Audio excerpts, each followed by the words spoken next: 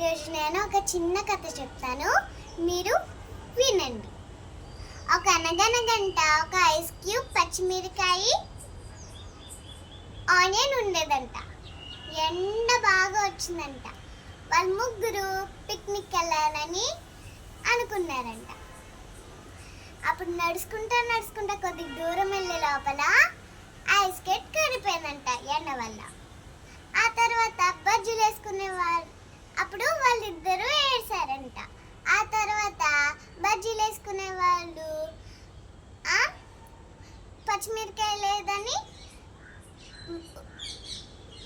పచ్చిమిరకాయ బజ్జీ వేసేసిందంట. ఆ తర్వాత ఏం జరిగిందంటే ఉల్లిపాయ ఏడ్చిందంట. అప్పుడు దేవుడికి ఏం చెప్పిందంటే, దేవుడా దేవుడా, ఇద్దరు ఒకరు చచ్చిపోయారు, ఐస్కే చచ్చిపోయింది. అప్పుడు మా ఇద్దరం ఏడ్చాం. పచ్చిమిరకాయ చచ్చిపోయింది, నేను ఏడ్చాను. ఇంకా నేను చచ్చిపోతే ఇంకా ఏడ్చారు అని దేవుడికి చెప్పిందంట.